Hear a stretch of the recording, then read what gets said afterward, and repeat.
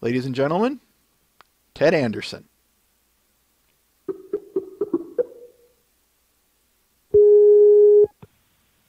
Hello? Oh, hey. Oh, there we go. Ooh, Hey. suddenly.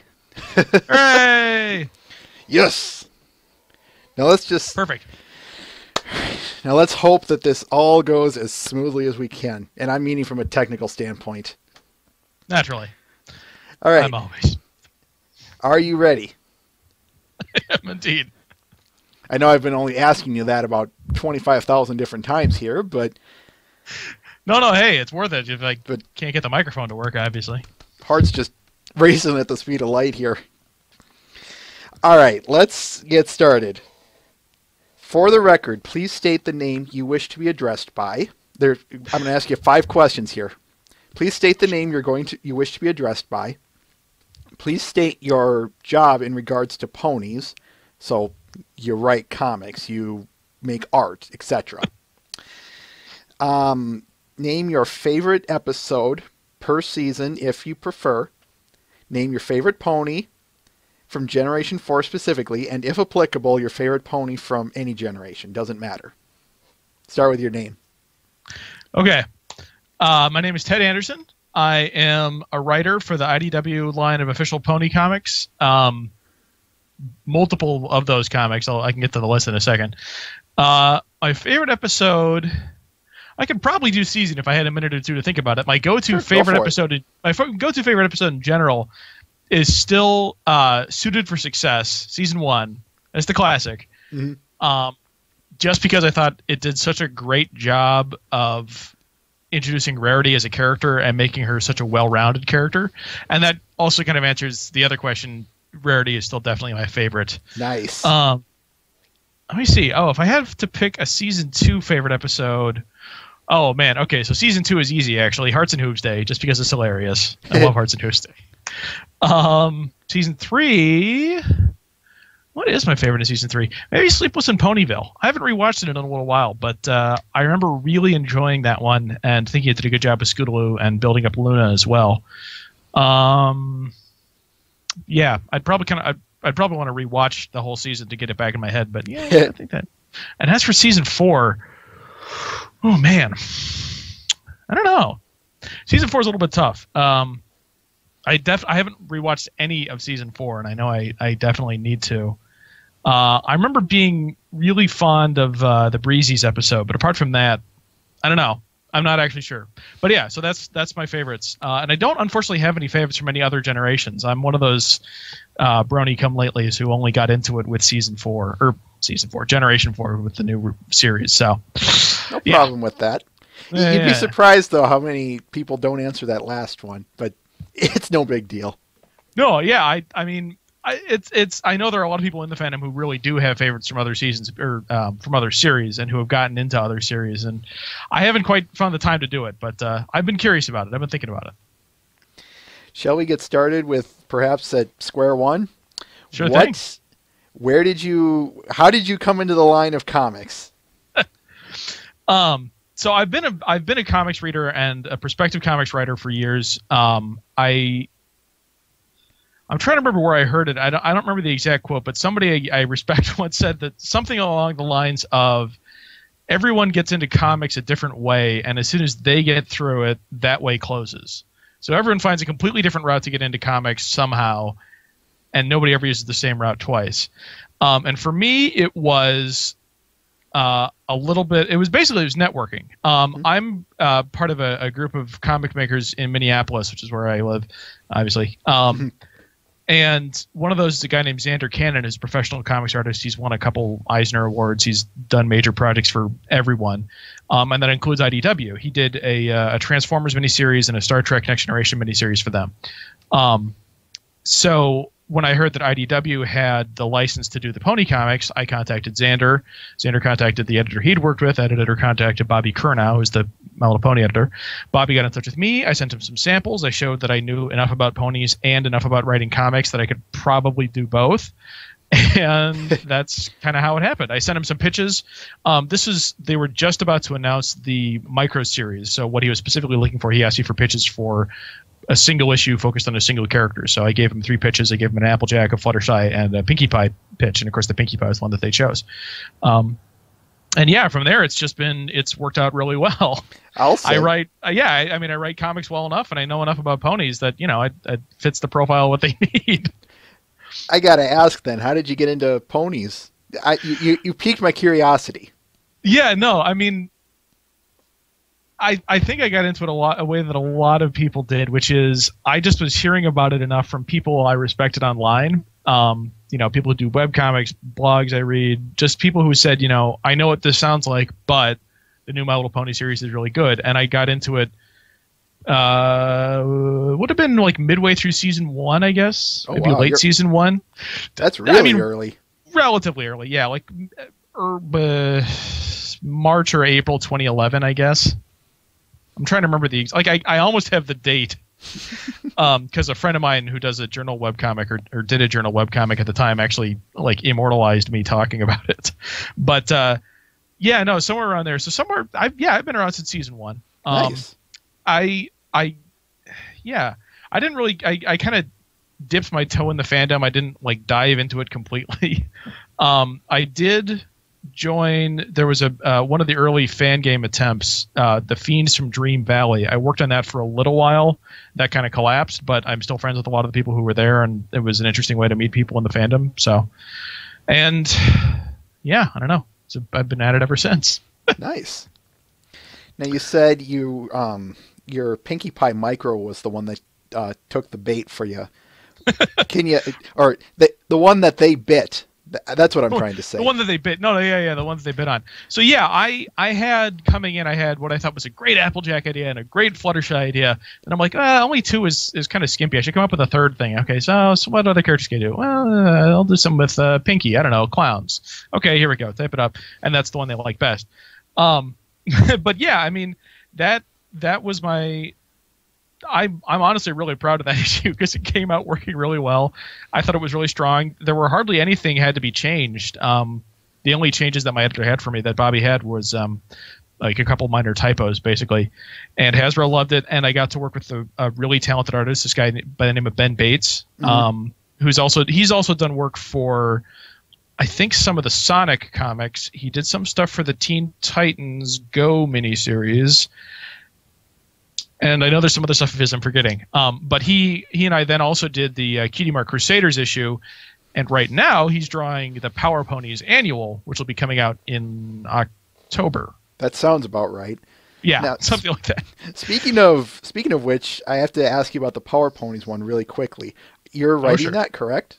Yeah, and it was, so last year I was asked to do the annual. That was the Equestria Girls annual. And in both cases, Bobby just came to me and said, hey, Hasbro wants us to do the annual on this year. Would you be interested? And I said, I guess I'm interested. For the Equestria Girls, I wrote up 4 kind of basic pitches. Hasbro picked the one they like best. For the Power Ponies, I just came up with an idea. I threw it at them, and they said, yeah, that's fine too.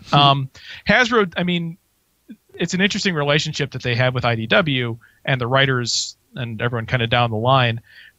They're very hands off. They don't tell us, oh, your next issue needs to be about this, or oh, you need to do an issue about that, or that sort of thing. If there's stuff in the issue that contradicts the show or conflicts with the show, then they'll say, oh, you should change that. But otherwise, they generally don't. They just kind of let us go nuts, which is why Katie and Andy get away with so much, and the rest of us too. But I mean, they're the ones who definitely push the boundaries in a good way. But in this case, like they do, very, very generally requested. So in the case of the annual, all they said was, we want a Power Ponies annual. And that was it. Like I could kind of go from there. And I was like, sure, all right. I love superheroes. Superheroes are great. And I got to create 5 completely new villains just for the comic. Nice. And kind of make up the personalities of. So this is the other thing actually that they were specific about, is that it is the actual Power Ponies as opposed to the Equestria main 6 in the characters of the Power Ponies. And this is where it gets a little bit 90s X-Men with your alternate realities and your mixed timelines and your parallel universes, and it does get a little bit wacky after a while. But in this case, it's the real Power Ponies versus their real villains, and with no actual contact with the Equestria universe. which is also something I should mention, at least for posterity. The solicitation for the issue is a little bit wrong. It was written, I think, after the proposal was approved, but before I actually wrote it, and I changed some things along the way. It's a little bit wrong. No one from Equestria actually crosses over. There's a little bit of crossover, but no actual characters cross over. So that's a little bit different, but that's a minor change. But yeah, it was. I mean, I grew up reading superhero comics. I think kind of everyone did. Everyone who's into comics, at least, that's what you read when you grow up. And it was fun to be able to just throw in a whole lot of cliches and ridiculous nonsense. And like I said, I got to create a whole bunch of villains just for the comic because I figured they have, more than just the Maniac. And the Maniac is there, of course. She's she's the biggest villain. But we've got all these other characters who come in. So there's the phony Pharaoh, who's basically the King Tut character from the old Batman TV series because Victor Buono is the best and it's great. And then 60s Batman is awesome. Oh, 60s Batman is so underrated. It's wonderful. I mean, it's a completely different type of Batman, and you have to accept that it's not going to be the Christopher Nolan Batman or whatever. But that's the fun of it. So much, exactly. Yeah, no, it's so much fun. The surfing episodes. But yeah. So there's a King Tut character, and then this is the one I'm really happy about. There's a character who's a Pegasus who is black and white like a mime and uses sadness gas, and his name is Longface. And I'm so proud of that joke. It's awesome. It's great. It's a combination of Two-Face and the Scarecrow, except he makes people sad. And I'm so happy. I love that character. It's a lot of fun. I mean, I had a lot of fun writing the issue. I really hope people have a lot of fun reading it because it's so dang wacky. Oh, no. Darn it, there was a follow-up question, but I can't think of it. I think you might have already answered it, so never mind. About the Power Ponies, I basically just kind of rewatched that episode a bunch. And I don't know if they're planning on turning it into a larger brand or whatever, like they're doing with Equestria Girls, but at the very least, they let me kind of go nuts on it. So that was a lot of fun. That sounds like it. If we can back up a little bit, I want to ask, what is this process from? I'm assuming the whole comic writing process starts with you, correct? Pretty much. What does it go from beginning to end? How does that process go? Well, I should say I've only really been doing this about a little over a year. My first pitch I sent in, about a year and a half, I guess. But how it's been for me, either Bobby has come to me saying we want some pitches for the micro series, the Friends Forever series, the main series, whatever. Or I've come to him saying, hey, I have a pitch for micro series, Friends Forever, whichever. I write it up. It's usually about a page per issue. So the micro series pitches are about a page. And I've pitched a couple different series in the main arc, or on the main couple different arcs in the main series. The one that's been picked up so far is, of course, the Trixie one, the first issue, which just came out.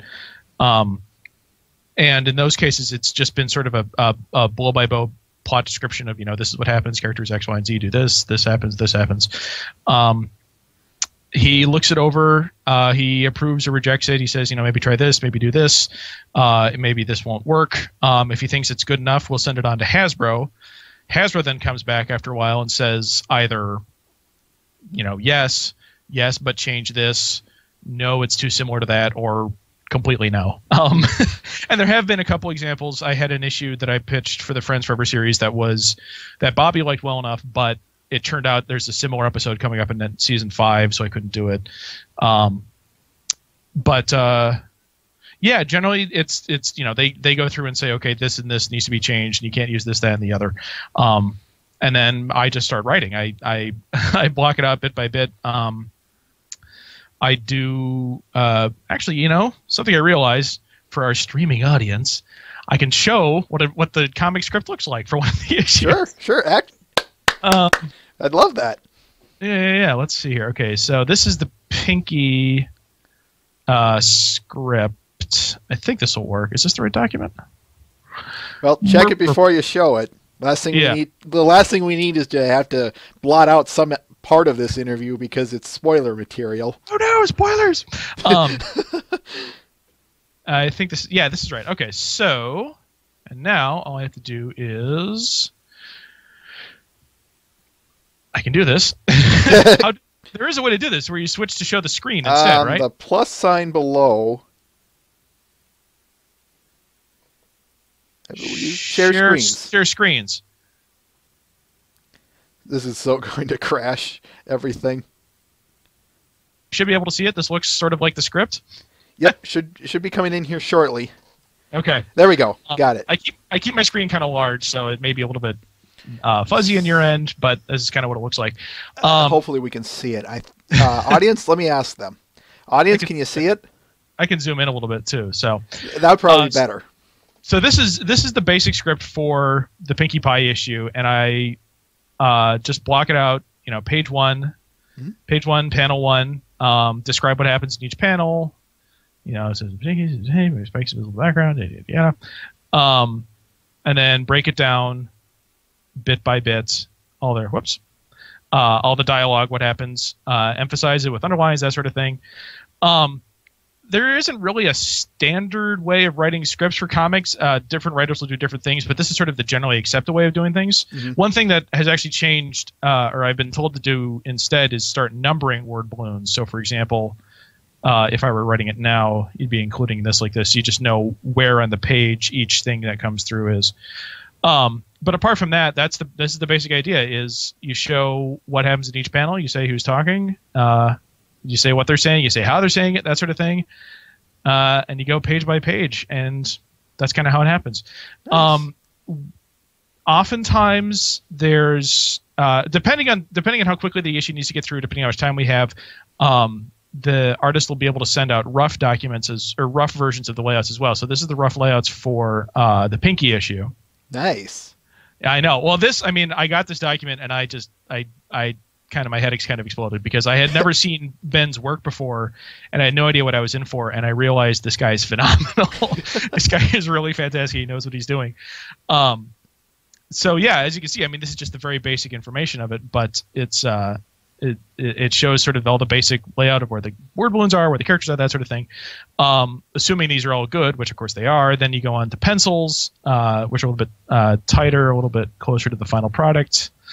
And again, it depends on how quickly the artist is working, what kind of deadline they're under. They may not necessarily have time to share every stage of the process. Sure. Ben was able to send a lot of this piece by piece, so I have multiple versions of the issue leading up to the final issue. Here there's the colors, but no lettering yet. And then, of course, we finally get to the final finished product eventually. Yeah.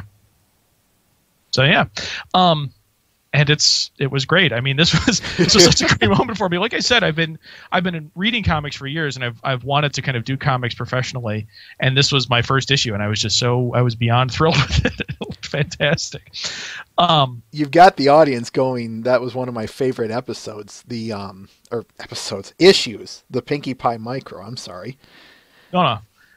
Yeah. It was a lot of fun. It was an interesting challenge to do such a simple story where you have to focus on just one character and just what they want and nothing else. And that was a lot of fun. The only speaking characters in the entire issue are, well, actually there's more than that, but it's literally it's Pinkie, Twilight, Spike, Poniachi, I guess the ringleader. But yeah, it's a very tight, very small story, and I liked it a lot. I think it worked really well for that. It was a lot of fun. You said you wanted to eventually get into professional comic writing? Right, as a full-time job. That's always the dream. To do it full-time, you either have to write a billion things at once or write one thing that sells insanely well. I'm not quite there yet. I am writing. I'm still obviously writing pony issues, and I will be for the foreseeable future. And then there's other opportunities at IDW. They have, for example, they just recently got the rights to all the old Cartoon Network shows like Johnny Bravo, Dexter's Lab, things like that. And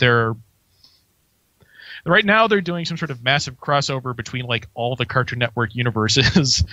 And then starting in the fall, they're going to start looking at different books, whether they can, whether they'll be like a Johnny Bravo continuing series or miniseries or special or something. They're trying out lots of things with those series, with those licenses, and I'm probably going to have at least a few small things in with that. So nice. We'll keep our eyes peeled to that.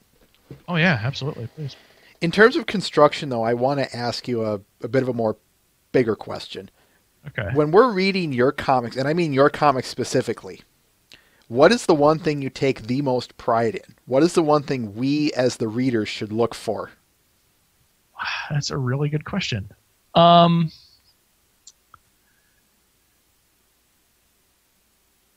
I would want to say what I take pride in, what I think that I don't always do it perfectly, but when I do it well, I'm very proud of it, is using the comics medium specifically in a way that you couldn't, how to put this exactly, telling the story in such a way that it wouldn't have worked in another medium, using the medium to its fullest extent. Something that I see happen in a lot of other comics, or in a lot of people who are just starting out, or in comics that I don't like, is like characters who explain too much, characters who sort of say too much about what's going on when you can already see perfectly well, you know, oh no, I just ran into this person with my car, and you can see the car is running into the person, you know. Something as simple as that. And there's more subtle ways of doing that as well. But essentially, anytime when you're not telling it in a way that uses the medium to its fullest potential, and I'm trying to think of any examples if I know that where I'm really proud of how I did it. The Poniachi. Come back to it later. Well, no. I mean, off the top of my head, I mean, there's a couple examples in the Poniachi issue where it can be something very simple too. Again, let me share my screen here. Prepare for the drop. Okay. Oops, that's the wrong button. No, wait, that is the. How do I? Oh, right. Okay.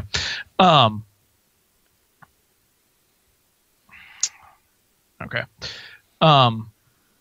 Something that is, I mean, very simple. Oh, okay. There we go. Okay. Now, something that's very simple, but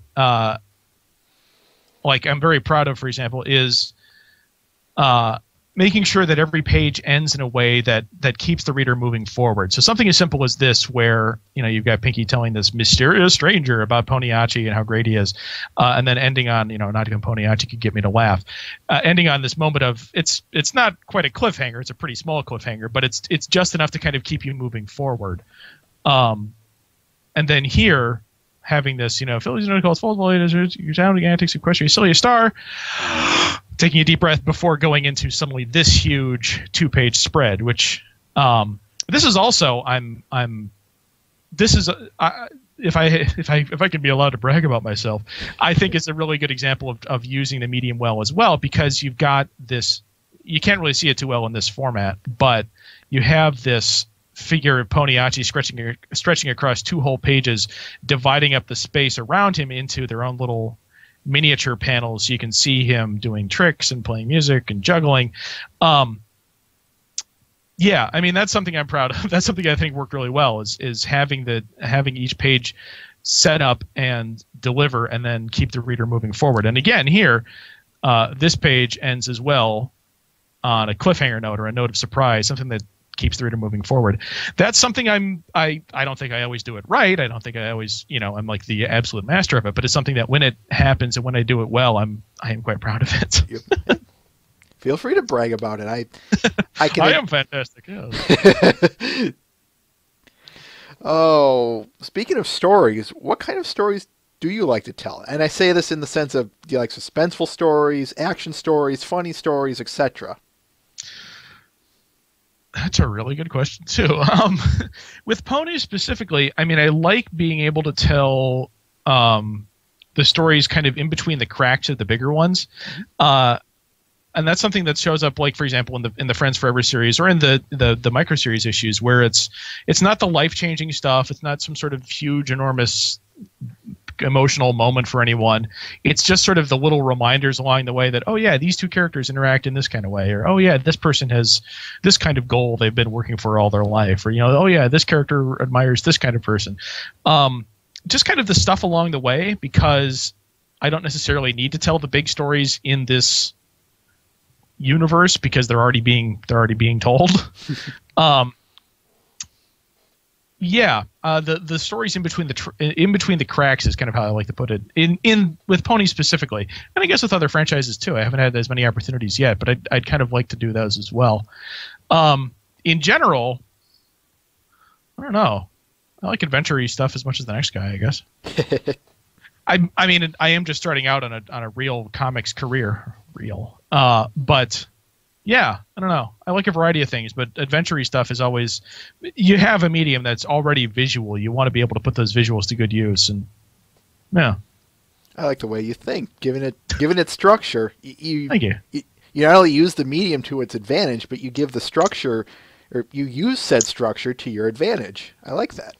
Right. You want to construct stories that are going to work well in whatever medium it is you're telling, and so... I don't know. I mean... Comics are, I mean, it's something as simple as the fact that like internal monologue, a character talking to themselves about something. That's something that works really well in text and prose because you can do that quite easily. You can have a first person narration. The dame stepped into my office. It looked like a couple of olives balanced on a couple of cocktail sticks. In comics, it can still work. It's not. You don't want to do it all the time because just by the nature of the medium, you're already looking at the character usually. So you can kind of see how they're reacting to something. You don't need to have them saying, I was surprised when they're going. And it doesn't work hardly at all in movies because it's sort of an unnecessary division from the character. Having an internal monologue sort of divides you further from that character, I've found, in a way. And that's why nobody does it hardly in movies, having someone's thoughts constantly rattling off over the screen. It's something as small as that. What devices work well in this medium as opposed to that medium. So, yeah, at this point I'm babbling, but I mean, that's in the name of the show, so that's totally fine, I'm assuming. It's at this point, it's almost ironically named anymore. But I'm digressing and I'm getting onto my own stories. Sure. I don't know if... I might be asking this question and it might be a repeat answer, so bear with me if that's the case. But is there anything specific to your stories that you feel sets you apart from other writers? I don't know if I mean this in a good way or a bad way, but I feel like I'm probably... Of all the people who have been writing for the Pony comics, I probably have the least amount of professional experience and the most relative fandom coming into it, which is to say, I have zero professional experience prior to this, but I was really into the show. And there are a lot of other writers who have already written a lot of their own comics and worked on other series and things like that. And I'm not hating on their fandom. I'm just saying they might like the show as much as I do or even more. But I loved the show going into it, and only later was I able to work professionally for it. So I don't know if this is a good thing or a bad thing, but I'm coming into it from a very different perspective where I'm kind of learning the ropes and getting to test out my ideas on something that I genuinely loved since the start. So yeah, I guess that's the only thing off the top of my head I could think of. Because as far as I know, all the other writers who have worked on a Pony issue to date have had some sort of professional career in comics prior to this. I know Jeremy Whitley had Princeless, and Katie Cook obviously has her webcomic stuff, and everyone else, as far as I know, correct me if I'm wrong, but everyone else has had some other professional work prior to the Ponies. Oh. So I do have to kind of ask this, and forgive me, Mr. Ben, I am kind of stealing your question here, or statement that you just said. So does it feel more like a dream come true that you're writing for a show that you like, and now you're writing for a show that you before you got into the profession liked, and now you are writing for it and getting paid for it? In some ways, yes. It is incredibly awesome to be able to write for it. On the other hand, that means that I feel this double obligation to get things right. That there's this double pressure of being like, oh man, I really need to make sure I don't screw up these characters I love. The stuff, I mean, to the best of my knowledge, nothing from the comics has yet migrated over into the show. Mm-hmm. That's sort of a possibility. Maybe I don't know to what degree that is possible, but I have to accept the fact that to some degree, I might influence the thing that I love in a way that might not necessarily turn out for the best. It's a little bit of a weird responsibility, I guess. Maybe I'm overstating it. Maybe I'm putting too much stock in how much I can change the franchise. But it does feel like, I want to make sure that, my Scootaloo sounds like Scootaloo, or Pinkie Pie sounds like Pinkie, and the stories that I tell feel like pony stories. Yeah, it's a good feeling. It's a good feeling of responsibility. I wouldn't trade it for anything else. Oh, I got it. Now it's a bit more specific, but what are your tools of the trade? Almost nothing. I mean, one of the good things about being a writer is you don't really require much in the way of tools. I generally just use Google Drive to write up my scripts because I can access it from literally anywhere. I've written for some of my issues on my phone if I needed to. Actually, at the Minneapolis convention that just happened where you met me, I was writing like the last 10 pages of that annual furiously over that 3-day weekend that I was there because I had a deadline coming up, and boy howdy, I had to make it. But yeah, I mean, I had my laptop there and I was able to work on it there and hammer it out as furiously as I could. No doubt with me bothering you there, preventing you from getting it finished. Believe me, the only thing preventing me from getting it finished was the guy across the way who had the dubstep going on full volume in his stereo. No, even that wasn't bad actually, because it was remixes that I knew. I was like, oh yeah, that's a Find a Pet remix. I can hum along to that. No, I really don't have any. I don't really require any sort of special tools. That's the good part about being the writer. Occasionally I've sketched out a layout. Just if I had something really specific in mind, I'd say, draw it kind of like this and then just scan that in. But apart from that, no, there's nothing really particularly special a writer needs, a writer of comics at least.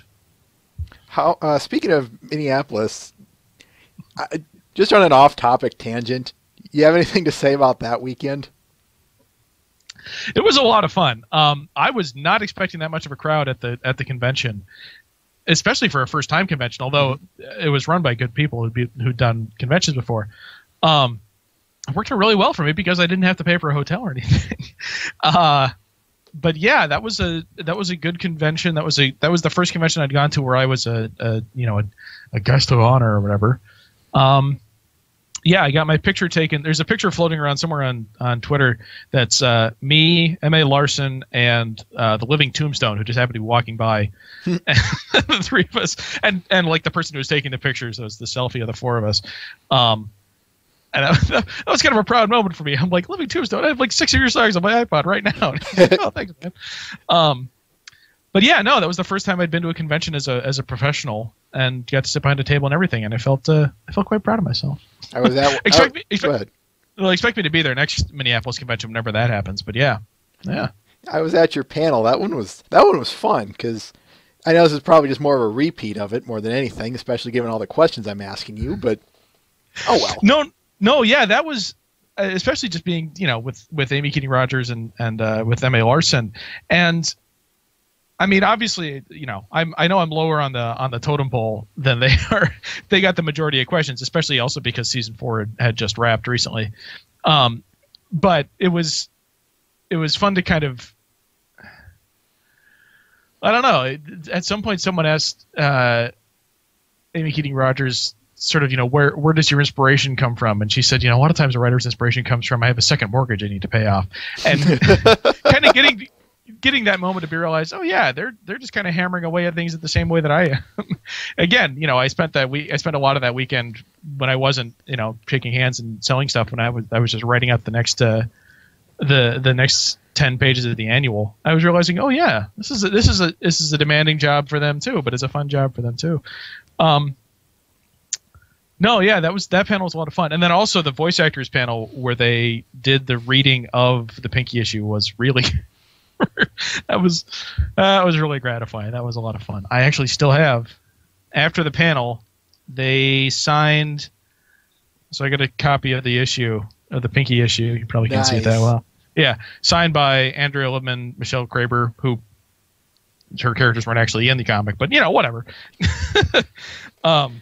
Take it for what it is. That was fun. That was a fun read. Yeah, that was a really fun read. And it just kind of came out of nowhere, apparently. Someone mentioned to Andrea Libman that, the guy who wrote the Pinkie comic was here. She's like, oh yeah, can we do a reading of it? Sure, fine by me. Speaking of comics, though, in terms of such, I'm going to kind of jump off a little bit here. What was your favorite comic that you've written thus far? Oh, favorite.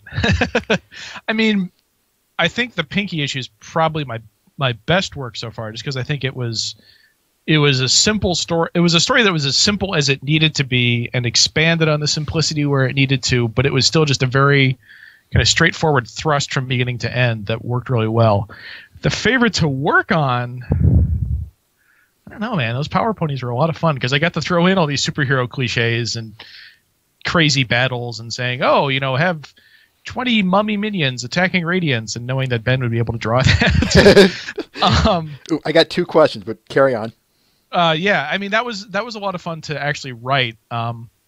And I liked being able to do I did the Friends Forever issue number 3 with Spike and Celestia, and writing their interaction was also it was fun, but it was difficult because I wanted to get the tone of both of their voices right, but at the same time it was fun to be able to think, well, how would they actually interact? So no, that was a lot of fun. Yeah. Actually make that 3.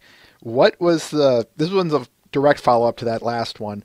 So what was the most difficult comic that you wrote on, and why was that? Actually, well, the Spike and Celestia was, it kind of took me a while to think through some of their conversation and making sure that it kind of flowed naturally but hit all the points that I wanted to. But actually, I had a lot of trouble with the Crusaders issue. That's micro series number, whatever it is, number 7, I think, when they find the mimic. Yeah, they find the Mimicker, and it turns into all these fantastic things. Just because I had all these ideas for sort of wacky shenanigans that would happen along the way with the Mimicker turning into crazy objects, and it was just sort of difficult to choose the right ones to make sure that the tone stayed kind of light and funny without getting too deep into the shenanigans, without taking too long, and kind of making sure I got to the lesson at the end. Not lesson, that makes it sound kind of didactic, but getting to the idea and the theme at the end, and making sure I hit all the notes along the way.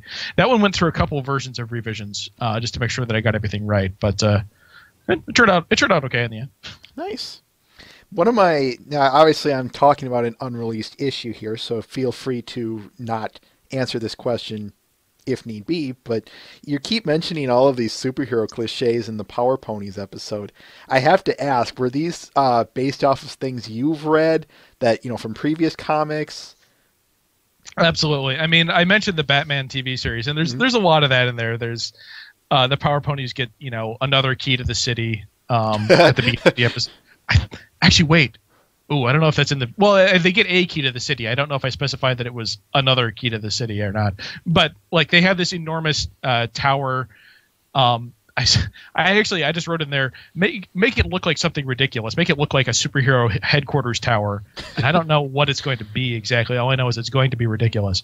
Meanwhile, all the villains... the Hall of Justice.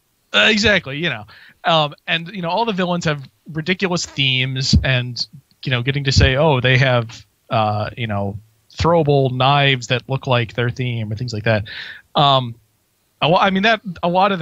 Almost all of that comes from the Batman TV series. A good chunk also from Teen Titans, which I've just started recently watching, and that's been a lot of fun too. Just sort of the level of not camp, but the level of self-awareness in a lot of the funny episodes. Mm-hmm. A lot of that sunk into the Power Ponies as well. Yeah, I don't know. I mean, the superhero shows that I watched when I was a kid, I mean, that was Batman the Animated Series, Superman, that was the X-Men. Those tried to be more realistic. They fell somewhere on the scale at actually being realistic. But those tried to have sort of a more realistic, grown-up tone to them. I didn't go that route with the Power Rangers. I didn't see any point to. You've got your elaborate death machines and your headquarters that looks like a skull for the villains. Of course they do. That's the whole point. So that came more from the stuff I've been watching recently, or that I've enjoyed as an adult. Mm-hmm. Adult. Hey, growing old is mandatory. Growing up is optional. There we go. Speaking of stuff you've been growing up with and even watched as an adult, what comic books specifically? Yeah, I'm going there. Forgive me. What comic books did you read when you were younger? Okay. I definitely had X-Men on the brain when I was a kid, primarily because that was the era when the TV show was on and it was getting huge ratings. And while there was also Batman, that one was a little harder to get into book-wise. Actually, I don't know why it was, but I just didn't read as much. I was a Marvel kid, so mostly X-Men. I don't know. I kind of grew out of reading comics maybe 4th, 5th, 6th grade, somewhere in there. Got back in high school with kind of the higher level stuff like Sandman and Watchmen and things along that sort. I mean, I don't know if there's sort of a typical path for the 90s kid to get into comics, but if there was, that was what I had. And you start off with your superhero stuff, you grow out of it, you go back in, you're reading stuff from Vertigo. You go out into the wider world of graphic novels and memoirs and autobiographies. Your Alison Bechtels, your Art Spiegelmans, stuff like that. And now I'm kind of getting back into not superhero stuff specifically, but more kind of genre heavy stuff. Reading a lot of manga. That hasn't shown up yet in any of the pony stuff, but it's only a matter of time before there's a really specific manga joke. I can't wait for that. Well, no way. Actually, to be fair, in a couple of issues, Amy Memberson has already hit all the Sailor Moon characters. So that's we've technically already hit that point. The first ones, the first 4. We've already got all the Inner Senshi. I don't think she's done any of the outer ones yet. I'll look it up. Someone's collected them somewhere, regardless. Amy's stuff in particular, actually. I know that Andy and Katie sneak a lot of stuff in there, but Amy's stuff, she really hides it well. There's some... Darkwing Duck was in one issue. A pony Darkwing Duck.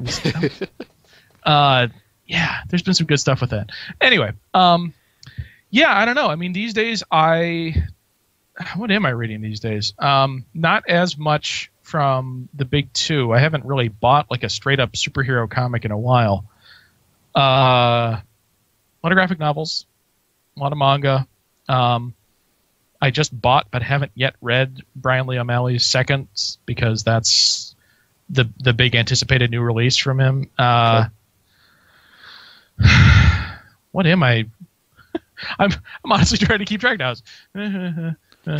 Manga series Doro Hedoro, which is really horrific and violent, involves decapitated lizards and sorcerers who spew black smoke out their fingers. That's fun. None of this. I mean, that's the other thing is a lot of what I read is not going to have any influence on how I write ponies. Really? Well. Yeah, no, I know. That was actually one of the questions I was going to ask later, but carry on. I mean, the thing is writing kids comics is incredibly difficult because you have to write it for kids, but you don't ever want to write down to kids. And so writing it at a level where kids feel like they're not being insulted by the material is very, very tricky. And requires a lot more skill, I think, than a lot of people give it credit. So actually, let me think about like kids comics I've read recently. I mean, there's, I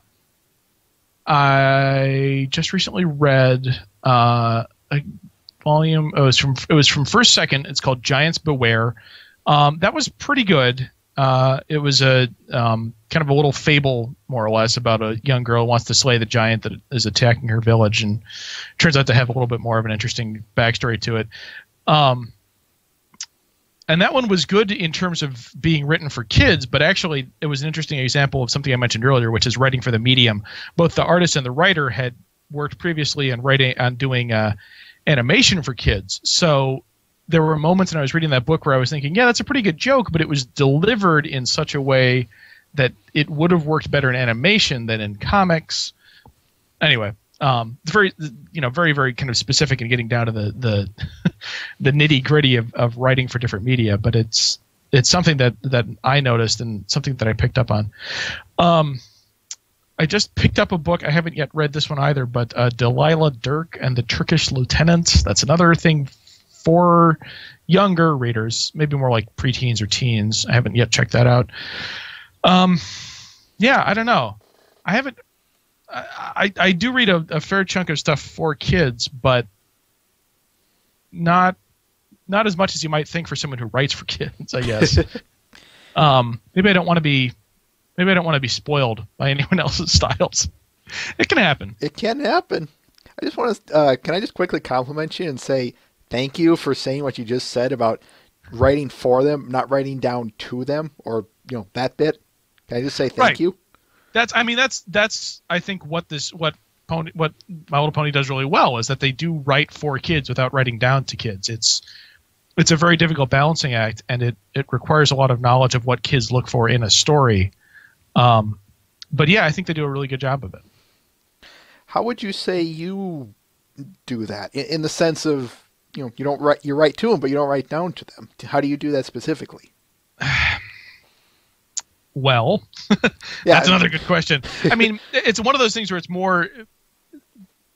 I don't have sort of a structure or a checklist that I go through. It's more just a moment by moment question of like, does this line explain what they need to know? Does this scene have an obvious point to it? Are kids going to be able to follow why this character is doing this to this character and why this character is here? I mean, having a very clear narrative is one thing of it. Having characters who have very clear goals.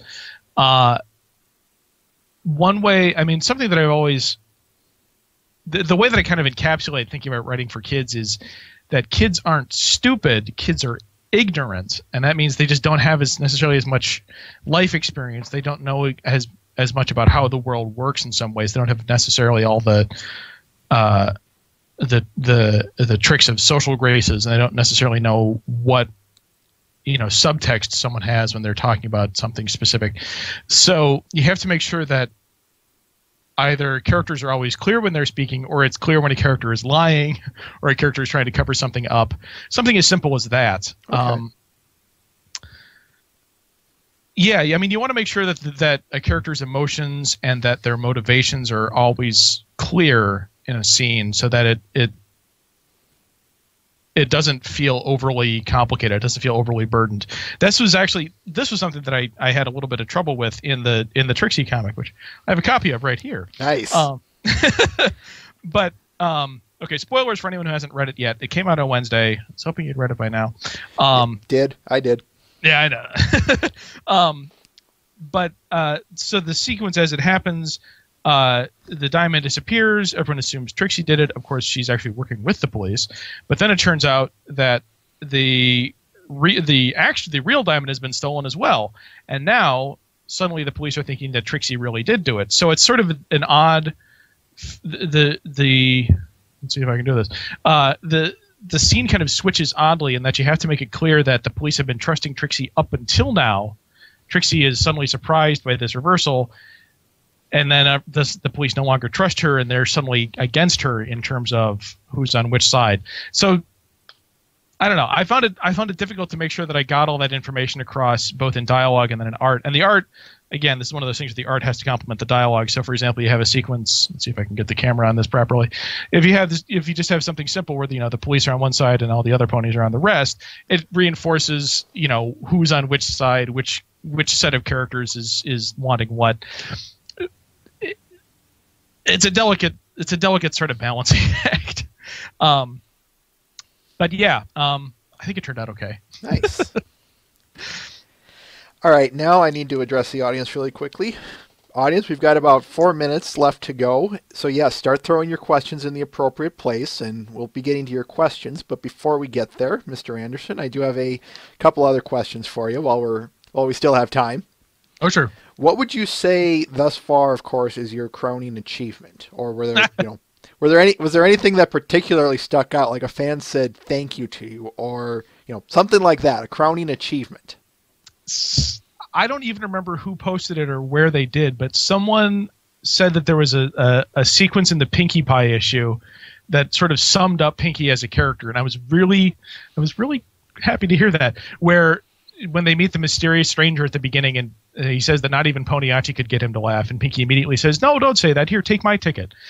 And someone said that panel sort of summed up Pinkie as a character, and that made me feel very warm and fuzzy inside, because Pinkie, I think, is a character who's it's difficult to write her really well. She can kind of come off as like, "Hey, I'm the comic relief in this scene," and you want to make sure that she actually has a reason for being funny, and that there's a a method to everything that she does. There's a reason for everything. So, yeah, that made me feel really happy. Nice. Is there somewhere I need to be to see these questions, or are you just going to read them off? I can fire them off unless you want to see them. I mean, no, hey, fire them off. All right, I'm going to have to go through some fancy stuff here, so work with me for a moment. Yoink. Simply join this. Head to this room. Now, beware, mute the stream, because otherwise you're going to get a feedback loop. Oh, right. Shouldn't be hard, though. It might already be hidden. You can hide it or pause. It doesn't matter. But sign in. We'll get you set up. Oh, I see. Yes. Then I'll still fire the questions off because we don't show them on the stream, what's recorded. But yeah, if you want to see what's coming up next, feel free. And of course, okay. If you didn't, if I don't know if I told you this, but you don't have to answer them, so feel free to say pass. But why don't we get started, shall we? All right. Questions are up. Mr. Ben asks, Elliot, me, has his first 5. I always ask my standard ones. Chocolate, vanilla, strawberry, or other flavors of ice cream. Chocolate if there's no toppings, vanilla if there are toppings. I see Nice. Vanilla as a delivery system for toppings. Exactly. Twilight is Magic asks, the question that has to be asked, can you share anything more about the pitches you had for Fluttershy and Applejack micro issue with us? Okay, so the Applejack micro was very specifically inspired by Suited for Success because I felt that what they did really well with Rarity was that they put 2 of her virtues in conflict. So you've got her generosity, but also her artistry. Her pride as a dressmaker. She wants to make great dresses, but she also wants to help her friends. And there's no right answer, obviously, because these are both good qualities to have, and the situation can only be solved by finding another solution, which is her friends realizing, oh, we should just let her do her thing. So I wanted to do I wanted to see if I could come up with a similar story where I could put 2 of Applejack's virtues in conflict. And the best way I could think of for that is that she enters the Equestria Chili Cook-Off competition. And it turns out, like this is one of those things where I would reveal that while she is an excellent baker and she makes fantastic desserts, she is absolutely terrible at making chili. And every year she's lost horribly. This year she accidentally kicks in a jar of applesauce, which somehow makes the chili fantastic. So, but she feels extremely guilty when she wins because she feels like she didn't earn it. So we have her honesty in conflict with her pride in her work. The fact that she's found this fantastic chili recipe, but at the same time she feels that she didn't properly come up with it. That was the idea. And ultimately be decided by someone pointing out at the finals of the chili cook-off, the all Equestria cook-off, it doesn't really matter if you accidentally come up with the recipe if it still tastes good. Applejack just quits out of honesty anyway. She resigns from the competition and ends up just selling her chili at the farm.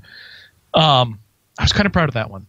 The Fluttershy one was Fluttershy getting addicted to a video game. Unless the other thing is, if it was in the Equestria, if it was in the world of My Little Pony, it probably would have had to been like a wind-up clockwork thing. But, it was a video game, basically. So I'm looking at the questions now. Okay, oh yeah, so here's the text questions. So, yes. Mr. Ben asks, fire, air, water, earth. Which 2 of these elements would you care to control and why?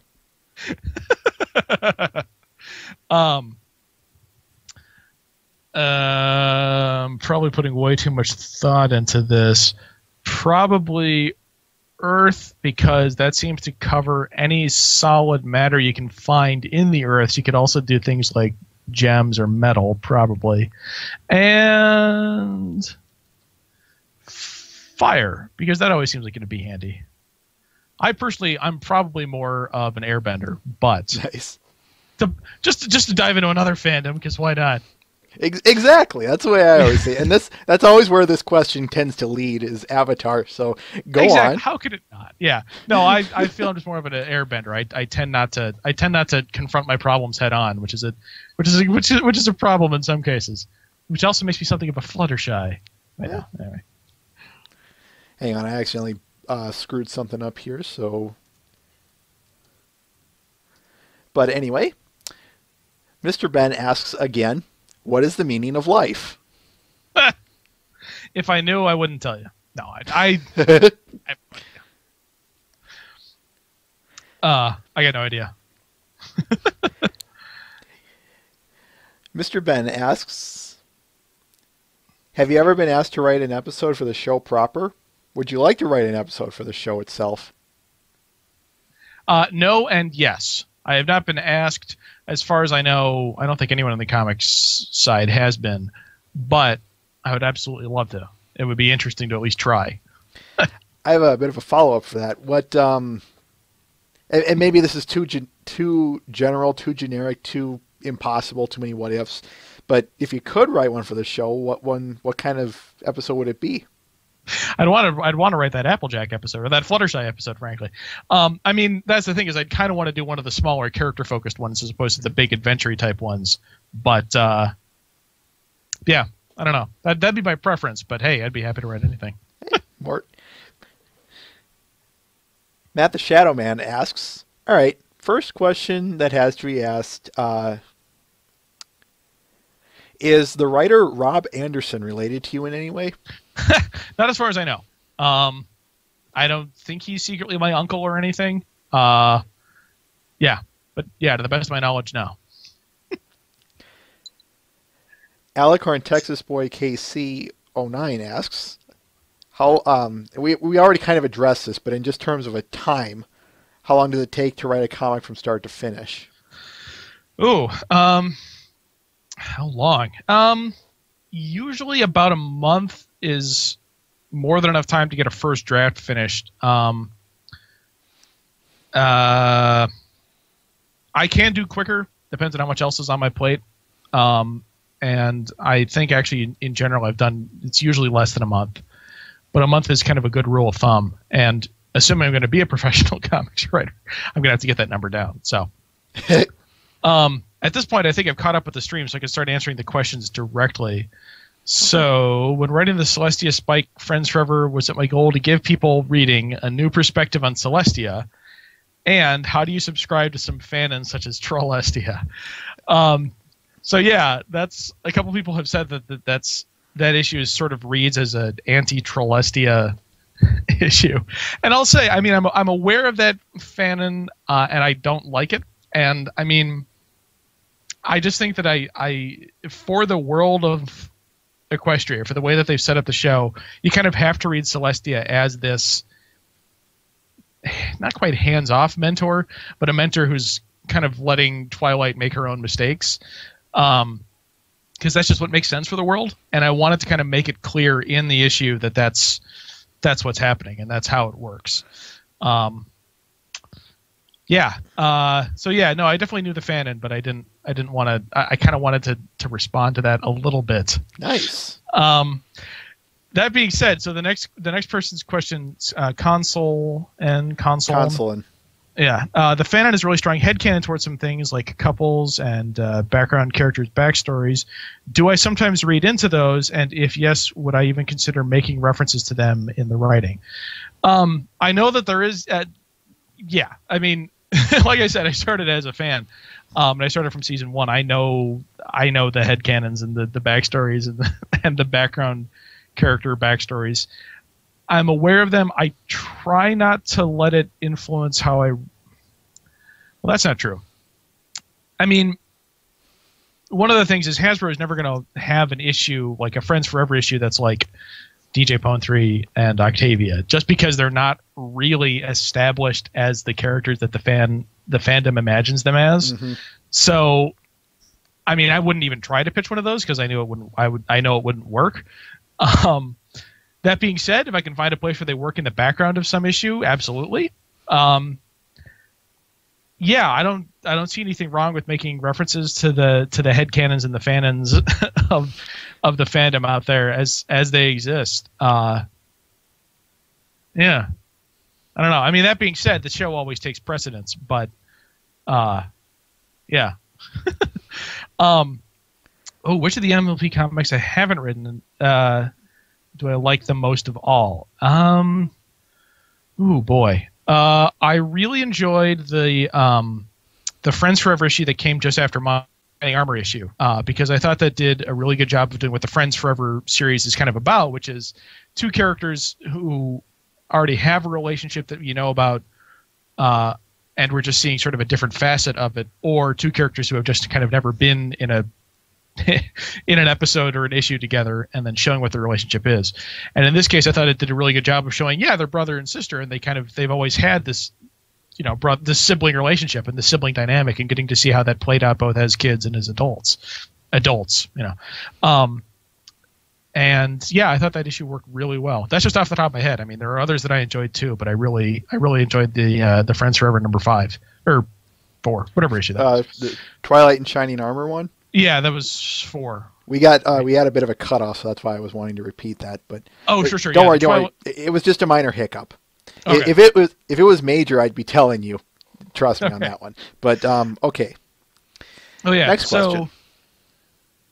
Sorry, you want to read the questions out too, but I don't mind. Okay. I just ask that you say who it is, whether before or after. Just please do that. Sure. Sure. Mr. Ben says, how many Matrix jokes have I had to deal with? Surprisingly, almost none until I went to college. In Minneapolis, you got a lot of Scandinavian people, so Anderson isn't really an uncommon last name. So nobody made jokes about it until I went to college in another city, at which point, then everyone was saying, hello, Mr. Anderson. Yeah, thanks a lot. Funny story. I actually do have a cousin whose full name is Thomas A. Anderson, which is the full name Ania. So he probably has it worse than I do. You can feel free to give Mr. Ben a scornful look, or use your imagination. This is his territory, so bear with me on that one. But carry on. What is my favorite character to write for, and my least favorite character? This is another question from Mr. Ben. And my least favorite character in the series. My favorite character to write for. I said this at the convention on the writers panel at the Minneapolis convention as well. I find that I really like writing Applejack just because she's so simple and direct that she's the one who's always going to state what's going on, which makes it really easy to write a scene with her in it, because she'll be the one to say, okay, so we got to do this, this, and this, and this is to happen before this happens, and that's how it works. Which makes it makes her a really useful tool for some scenes. Exposition. Exactly. I mean, that sounds kind of callous, but that's kind of how it is. I do like writing Rarity, just for the value of being able to write really scornful lines. And my least favorite character in the series, that's a difficult question to answer, especially from the perspective of writing, because you never want to count someone out as like a character you don't like, because you may be in the position of using them at some point and you don't want to hate them. I don't know. I mean, I've said before that I think it's easy to write Pinky poorly, and I guess for that reason she might be my least favorite, but that sounds kind of ungrateful. I understand where you're coming from. Yeah. Okay, Twilight is magic is a follow-up to Ben's question. Okay, what is my favorite joke in the MLP comics that I've written? There was a really terrible pun that was in the Cutie Mark Crusaders issue where they're looking for the Mimicker who's hid somewhere in the Ponyville flea market, and Sweetie Belle comes up to the vegetable guy and he says, "Hey, you got any vegetables with eyes?" And he says, "Sure, the potatoes are right over there." It's a great terrible joke. I mean, that's the whole point of the terrible joke, and it worked out. I was really proud of that. What's your Console asks, what's your favorite cartoon currently other than My Little Pony? Mine, for example, is Gravity Falls. I've got to say Gravity Falls is right up there with me, too. I think it's really fantastic, and I cannot wait for season 2, which, as of this recording, is starting in just a couple of weeks. 12 days. Steven Universe has also been really good, obviously. I mean, Steven Universe is fantastic. I'm not actually caught up in the latest season of Adventure Time. I feel kind of terrible for that. Gravity Falls is definitely very high up there along with Steven Universe. Twilight is magic. In your opinion, how does Equestria compare to the standard superhero city setting in terms of technology and the like?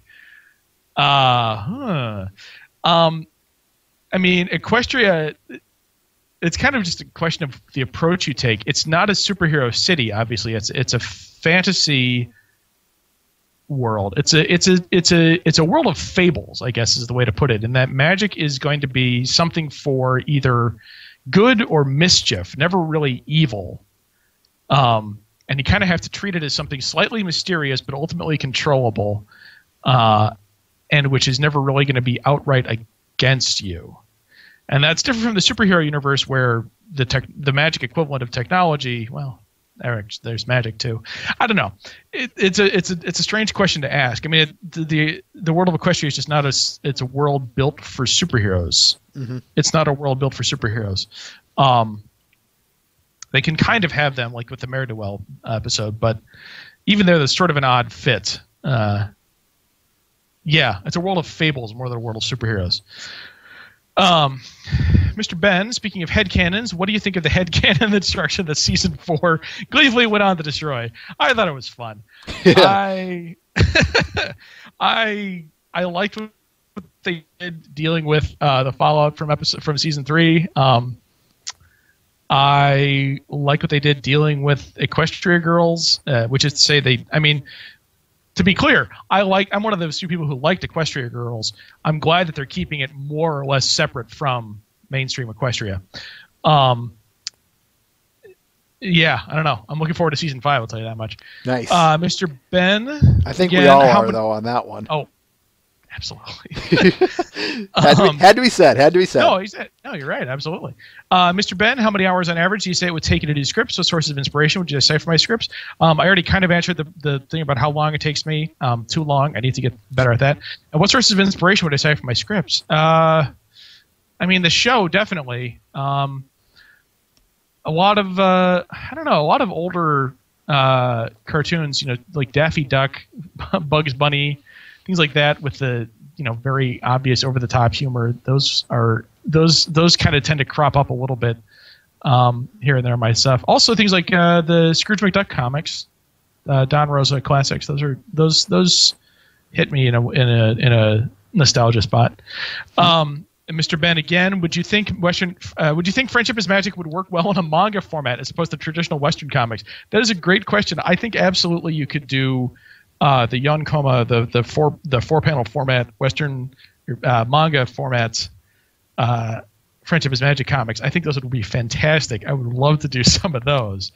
You personally, or? Well, just in general, actually. I'd love to do it, but I think in general it would translate well to that kind of thing because you have very clearly defined characters and relationships, and you can kind of just put them in there and, plug in a joke and watch it run. Larger stuff too. I mean, yeah, I don't know. Shorter chapters, but delivered more regularly. You could tell stories to tell in that format as well. Yeah, I don't know. I think it would work well in a lot of different manga formats. I know they've been showing the Japanese dubbed ones over episodes in Japan, and those have apparently been going over pretty well. So, yeah.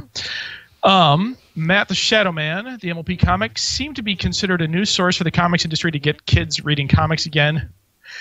Would you consider writing something all ages or something more traditional if you wrote your own comic series? Well, yes, definitely. And I want to show a brief thing here. So one of the things I'm currently working on, I'm working on a project with an artist who is phenomenal that we're pitching to publishers right now, which would be a series of all ages superhero comics for younger readers.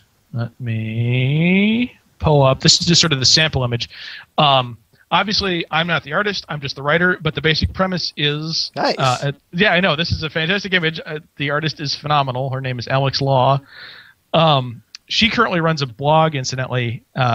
Little girls are better at designing superheroes than you, which is kind of what it sounds like, exactly. And we've put together a pitch package for... It would be a series of graphic novels about a 9-year-old girl who gets superpowers and joins up with a superhero team and gets to do awesome stuff. And it would be fantastic.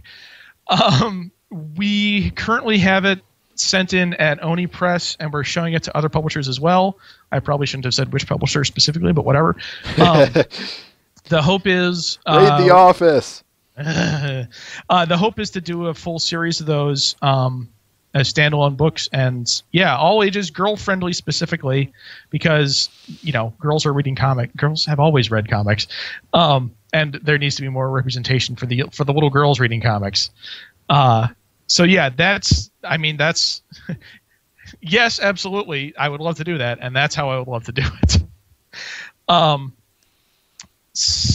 Also, I'm assuming I can do some self-advertising at the end, but you can do it right now for what it's worth. Oh well, I am going to be showing. I'm going to be sharing on my Tumblr in a little bit, probably in like a week or so, a sample comic that we did. The artist and I have been showing around to publishers. So if you follow me on Tumblr at Tedley Anderson, TEDLYANDERSON, you'll be able to see that in about a week or so. So, hold it, folks. If you need the links, we'll provide them. We'll have them on the website, so don't worry. Excellent. Thank you. Sorry about that. No. Just had to be said again. No, yeah.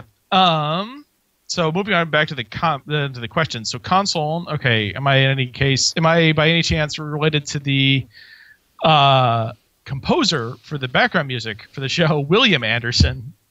Probably not. I don't think so. I mean, to the best of my knowledge, no. Dark 92 Enigma, we know what my favorite TV show was, but what was your favorite comic book series, comic book character, and did any of those characters have any influence on my job today? Comic book series, I mean, as a kid, like I said, I read X-Men. That definitely kind of influenced my view of like what a superhero comic is, in that it's less about the wacky costumes and the amazing powers and more sort of about the way that individuals approach the situation, and good and evil being more of a sliding scale than an absolute moral choice. I don't know. I think that definitely has influenced my view of how superhero comics work. I don't know if that shows up so much in how I'm writing for My Little Pony. Twilight is Magic. What sort of story would I like to write the most in my future MLP comics? Oh, good God. I know that I've said that I like writing the character-focused stories, but don't get me wrong, I would love to do a big giant adventure arc as well. The reason I haven't is in a lot of cases because it's kind of harder to get approval for doing something big and giant. I did a pitch for a major arc where they went to the Griffin Kingdom, but that was turned down primarily because they haven't really done anything with the Griffin Kingdom yet, and for bigger stuff like that, they prefer to have it basically premiere on the show as opposed to the comics. So, but something like that would be interesting. Can I ask a quick question concerning that in terms of, yeah. You're talking about establishing big things in the show first and then maybe expanding on them in the comic. Do you ever think the reverse of that is I don't want to say doable in so much as a good thing? I can understand why they might do it, but what's your opinion on that? I don't think it will happen to any great degree, and I'm honestly, I kind of like it that way. As much as I understand the necessity for having multimedia crossover promotional multiple avenues of distribution, I still think that I still tend to generally think of whatever it is by the medium that they started out in. So Batman is a comic book and My Little Pony is a TV show. And I think a lot of people tend to kind of categorize along those lines. At least that's how it seems to me. So it's easier to have sort of one channel be the primary distribution channel and the source of everything. And then others be kind of, side stories. Like I said, the stuff between the cracks. But you don't need to have read it or watched it or played the video game or whatever in order to enjoy the main system. The main channel. I don't know. I know I'm kind of saying it confusingly, but in general, no, I can understand wanting to keep everything premiering in the TV show, and I think that's how it will work and probably how it should work for a while at least. So, J.E. Smith, have the artist surprised you throwing in a background art joke that you didn't have in the script? Yeah, I know that in the Cutie Mark Crusaders issue, Ben threw in I believe a pony version of Sonic the Hedgehog that I totally didn't intend there to be, but it's there. Oh, and the Pokemon Rapidash. Yes. So is there? the two-page spread of the flea market in the Crusaders issue. There's a lot of stuff that Ben stuck in there that was fantastic. Mr. Ben, has there ever been any serious discussion on any sort of crossover with Hasbro's other IPs, such as Transformers or Littlest Pet Shop? Not to the best of my knowledge. I know someone proposed when the RDW had this massive thing with Mars Attacks crossing in and out of everything, and that was almost feasible too. Like Hasbro owns the rights to that too, but it never happened.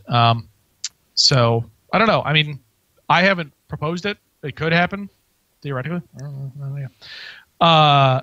Alicorn Texas Boy KC09 was my favorite game that I've played. It's pretty open-ended. I will say I just recently reinstalled Fallout New Vegas. I'm having a lot of fun with that.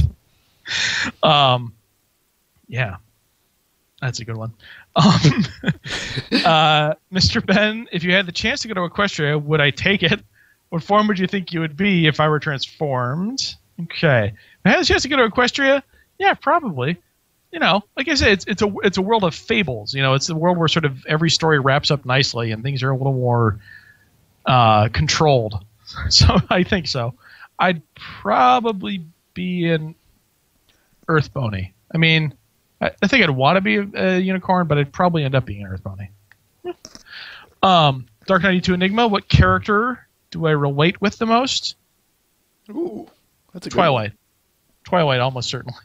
I like Rarity the most as a character, but I definitely think I relate the most to Twilight's neuroses and insecurities. Twilight is magic. What supervillain would I want to appear in the Equestria Girls universe the most? Discord, almost certainly, just because it's going to be, I mean, come on. That would be fantastic. Yes, it would. Twilight is magic, pirates and ninjas. Pirates. Matt the Shadow Man. Do I find it harder to write an original character in a comic or an established character? Almost definitely established character, just because other people know them just as well as I do. And they're going to know if I write them wrong. You know, if I wrote something that Applejack wouldn't say, everyone is going to realize it. But nobody knows what Poniachi is going to say because I came up with them. So, yeah, it is definitely harder writing an established character. Can I get a follow-up on that, actually? That previous question? You said it's harder to write established characters, and you say that, fans are going to catch if you write them wrong or not. Obviously, of course, people are going to people have different opinions, and people are going to, you might get some very, very tiny, but still a minority saying, you wrote so-and-so wrong. Still, how do you respond to all of that? I actually have never had to. I've never had anyone tell me that, like, they thought that my, Crusaders didn't sound right or something like that. I don't know how I would respond. I don't know, man. I'm probably pretty hurt. I mean, I take it just as seriously as any other fan is to think of it. So I try to make sure that it all sort of fits as well as possible with what the show does and how the characters work there. I don't know. I mean, that being said, every character can change and every character has multiple facets. I mean, obviously, I'm just writing Trixie right now, and Trixie is one of the most changed characters over the course of the show, and people are generally seem to be liking what I've done with her, so I'm happy about that. So, yeah, I don't know. I feel like characters can surprise you, and if you write them in the right way, they can surprise you, and yet you'll say, oh yeah, I guess I can see Applejack saying that, even though it seems surprising at first glance. Mr. Ben, how many ideas have the higher-ups had to nix, either due to needing a modify or rejecting them outright? I've had more pitches turned down than I have accepted. Yeah. As for individual things in the issues, not that many. I haven't ever had any notes of like, going off what we just said. I've never had them saying, Applejack would never say that. No, that's not true, actually.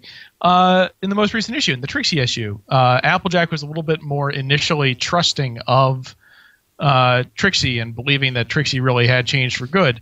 And Hasbro was like, she probably still doesn't quite trust Trixie. And I was like, that's probably right. So in the final issue, she, even up until the diamond disappears, she's got that disapproving frown on her face. And yeah, I think it reads right. It reads true to the character, and so I think that I've only had a couple of changes like that. Generally, the stuff that I've had rejected is rejected for larger reasons, like, oh, we're already doing an episode that's going to be like this in season 5 or whatever. Matt the Shadow Man, do you have previous experiences with other fandoms? What would you say singles out the Brony fandom over others? I don't really have a lot of experience with other fandoms. I've enjoyed shows and books and comics and movies tremendously, but I've never really been part of larger fandoms. Especially not, at least not like I have with the Brony community. So I don't know. I don't really know what's its part. Sorry to say.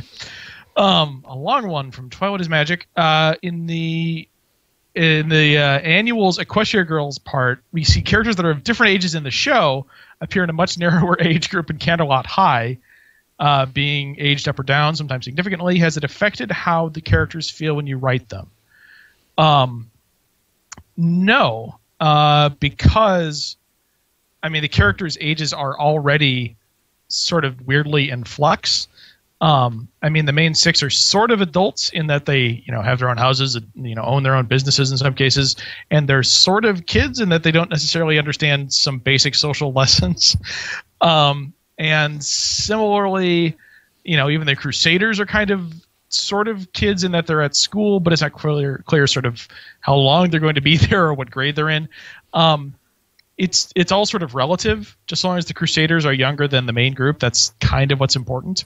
I don't know. I kind of like that aspect of the Equestria Girls universe, the fact that nothing changes apart from not having horns or wings in a lot of weird ways. Good God. Alicorn, Texas boy, KC09. Would I like to see the Changelings return to the show? Absolutely. I think they could do some cool things with that villains. Matt the Shadow Man, I don't think this was asked or explained, but how did I find out about Friendship is Magic and what made me watch the show? We did get this earlier in the show. I just had a lot of people I trust on the internet saying, I know how this sounds, but and then watching it, I found myself enjoying it despite the fact that it wasn't written for my demographic, and that's kind of what hooked me. So Thunderbolt, when writing, how do I make the comics so similar to the show? I rewatch the show a lot. That's actually not fair because I haven't actually had the time to go back and sit down and rewatch all of like seasons 3 and 4. But no, that I do rewatch though, especially I rewatch pertinent episodes specifically for the Trixie issues. I rewatch the Trixie episodes, but just kind of having that in my head helps a lot. The voices are very distinct in the show, and keeping that in your head helps it stay similar to the show. Mr. Ben, what do I think of the Brony fandom at large? Did I ever expect the show to appeal to the demographic it did, as opposed to those that initially targeted? I definitely did not expect it to spread out like it has into the adult male Brony community. As for what I think of it as the fandom at large, I think generally it's a fandom like any other in that you experience the material and you sort of process it in the same way that every fan does. What's notable, of course, is the age gap between the intended demographic and the demographic that's so visible and vocal. Thunderbolt, if heaven exists, what would you like to hear God say when you arrive at the pearly gates? I really like that Pinky issue you did. Twilight is Magic. With Trixie successfully performing stage magic, do I personally think that Trixie is finally getting close to achieving her dreams? Yeah, I think that's a good way to put it. She is a performer, and she is a theatrical person, Pony, and she wants to be seen, and she wants to be visible. And I think, tricking people and lying and sort of being untrustworthy is just sort of an unfortunate side effect of how she's acted so far. I think she just wants to be successful, and I think that performing is how she wants to is where she's supposed to be, I suppose. Twilight is magic. How many things would changelings change if changelings could actually change things? Not nearly as much as you might think. Mr. Ben, I've noticed some of the comics make references to other ones. For example, the most recent one, it's actually issue 21, refers to Trixie being a former queen of Diamondia. Do I collaborate with other comics writers or artists to create an overarching storyline or continuity? No, that was sort of a special one-off thing. When Bobby told me that an upcoming Friends Forever issue was going to have Trixie, I realized, oh man, I should do a reference. I should make sure that those events show up again. So I got to see. I think it was Tom Zoller wrote that one. I got to see his script for it, and I got to see, okay, here's what happens. And I realized that was probably the best way to do it. Sorry, you got your hand up. Yeah, this was just I should have clarified. This is a correlate or a follow-up question. Do you finish up what you're saying? And that was it, pretty much. Okay. My follow-up question to Mr. Benz is, let's generalize it. How much outside of conventions do you interact with other comic staff members, specifically MLP comics?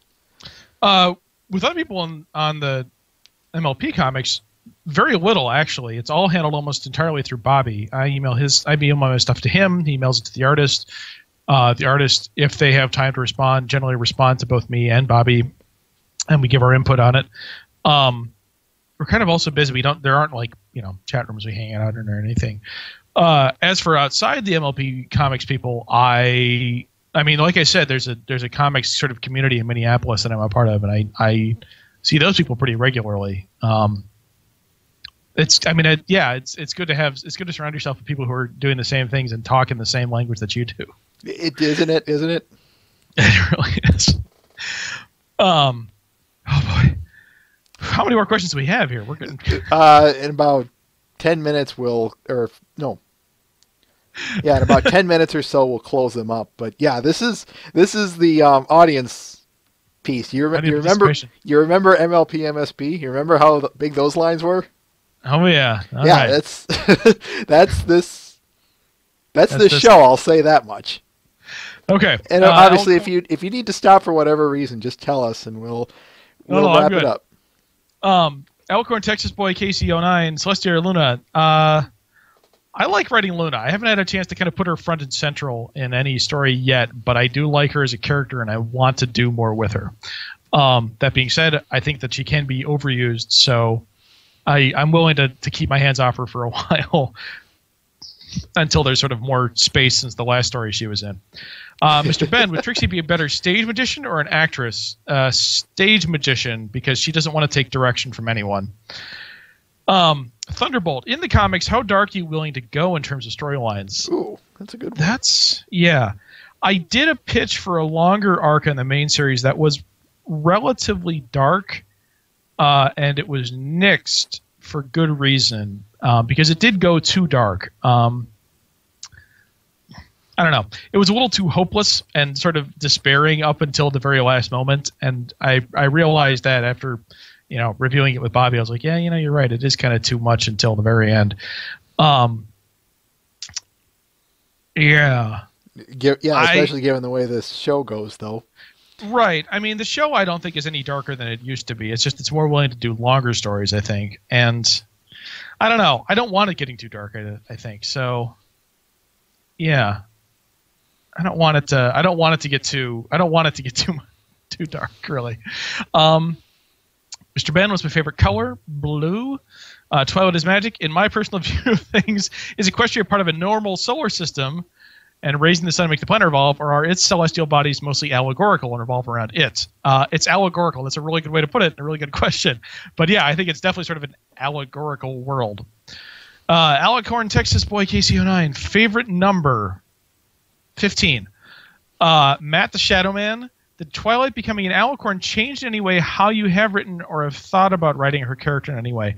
Not really. I mean, she's always someone who is eager to try taking on new responsibilities, who may end up freaking out at those new responsibilities. And this is just another new sort of responsibility, another new sort of sphere for her to enter and see how far she can go. So it doesn't really change that essential core of her character, really. Yeah, no, good question, though. Yeah. Mr. Ben, in your personal opinion, where would you like to see this show go next? What issues would you like to see the show and her comics subsequently tackle? Dang, I don't know. That is a good question. I do not know where I'd like to see the show go next. I mean, I like the core cast of characters so much, I don't want to go too much outside it, but at the same time, that's just a recipe for stagnation. So, yeah.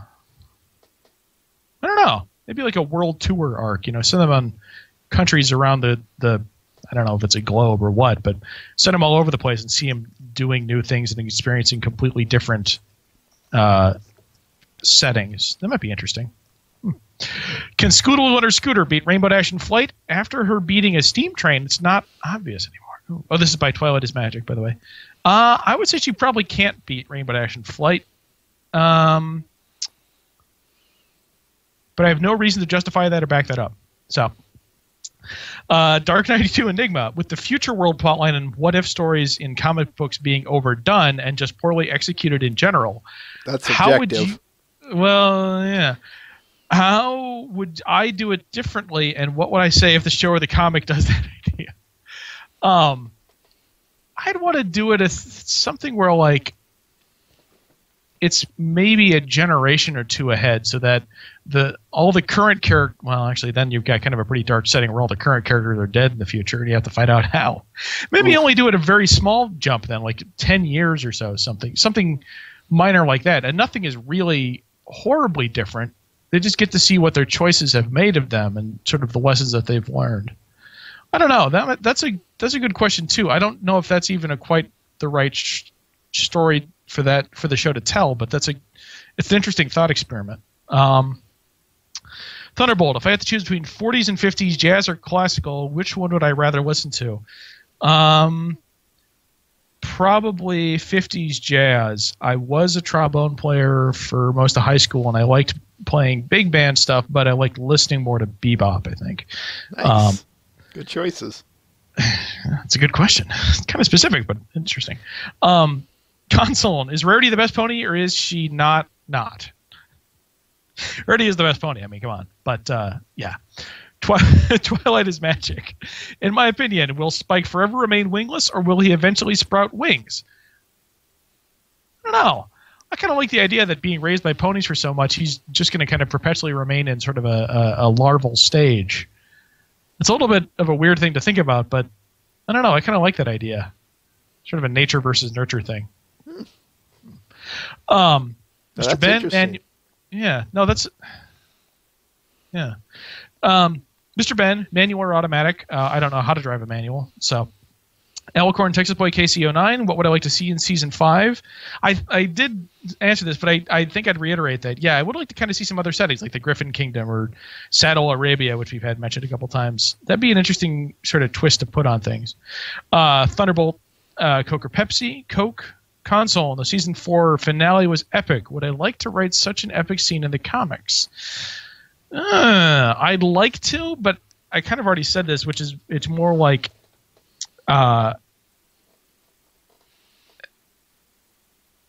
yeah, the comics I don't think can and should have that power. So I'd like to, but I don't think I can or should. Thunderbolt, what is my favorite TV show? It's favorite TV show. This is the question that's really going to make me sweat. Actually, I've been pick the right one and gain eternal praise. Pick the wrong one and gain eternal damnation. I've been rewatching MST3K recently, and that one I realized how much of my entire brain has come from that. I mean, heck, I grew up around those guys. I mean, that's Hopkins, Minnesota. That's 20-mile radius of here is where they filmed it. Yeah, I don't know. Star Trek Next Generation maybe, just because I think that informed a lot of how I see stories working when they work really well. Actually, so I forget if someone actually asked this or not, but sort of I was thinking earlier about sort of other shows that are like MLP in that sense, or how stories for MLP work best. And I think Star Trek Next Generation, particularly some of the later seasons, is a good model for how the episodes of MLP can and should work, where you have a very strong established core group of characters with a known dynamic, and you know how any two characters are going to relate to each other. But you can throw them into interesting situations and interesting conflicts and give them each a viewpoint or an opinion on a situation. And something else that somebody else pointed to me is that they're both very utopian societies, where everything is perfect, and the people up at the top know what they're doing, and they actually do have everyone's best interests at heart. And occasionally they screw up, but they still, it's genuinely they're trying to build a better world for everyone, and things are already pretty much perfect. So it's a good comparison in a lot of ways, those two shows, to the structure of each, and the structure about the cast and the stories that they like to tell. I think I missed a couple. Hold up. Okay, so Dark 92 Enigma, since you relate to Twilight Sparkle the most, what conflict do you want her to see her struggling with? Trying to come up with an idea for a story. No.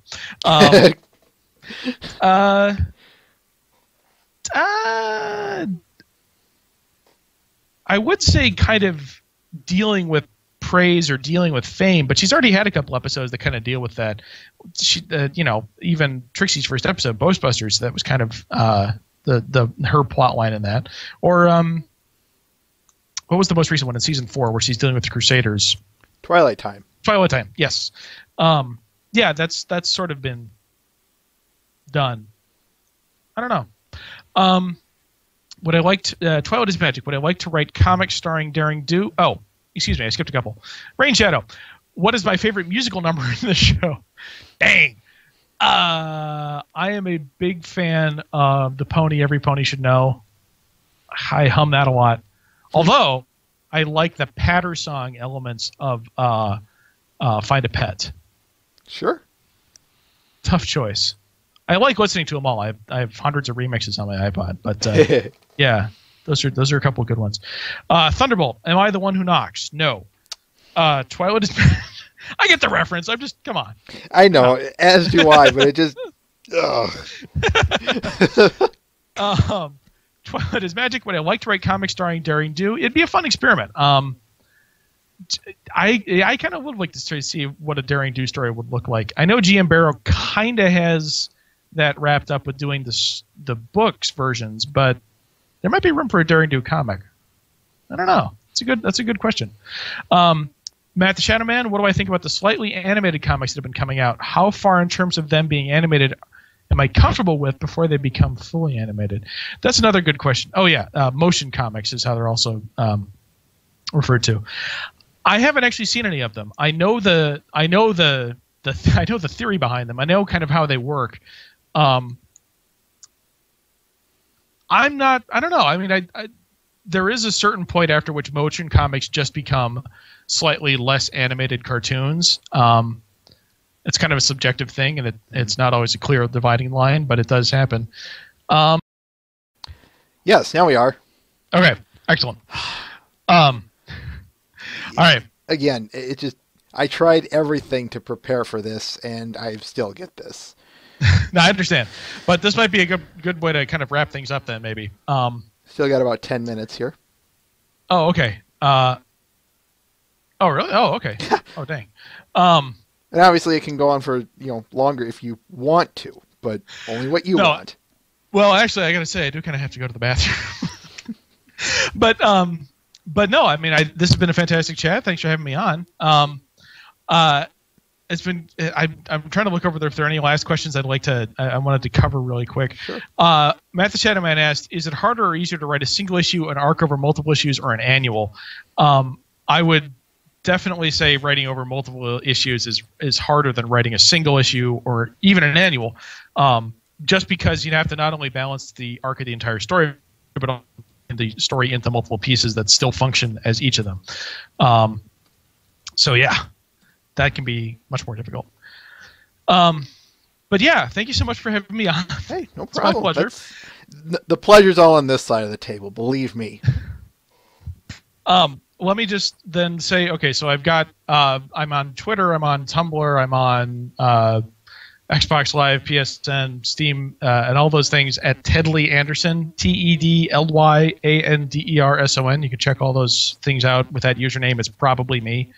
I have my page at Comixology. You can buy all my digital comics from there. I don't get any more money. I don't get any royalties off them, so don't feel obligated to. I will happily sign them if I'm at another convention or any other time you can see me. Please do follow me on my Tumblr and Twitter. Like I said, I have other projects in the work. I'd love to be able to announce them. I do have more pony comics in the works. I can't officially announce any of them. I don't think so. But believe me, there's more coming. Yeah, Elliot, thank you so much for having me on. It's been a pleasure. Like I said, it's all on this side of the table. I can assure you of that. All right. What was it I was going to ask you? One other little thing. Any parting words then before we wrap it up? Not really.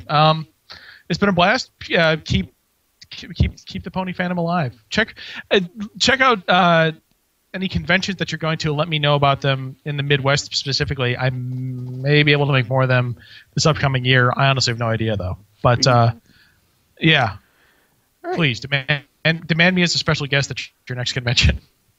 Well, I'll do that. I'll do what I can. All right. I need to wrap a few things up here. Just meet me back here in about, say, 5 minutes or so. Sure thing. I'll be online. Sounds good. Alrighty. Take care, Mr. Anderson. Bye, everybody.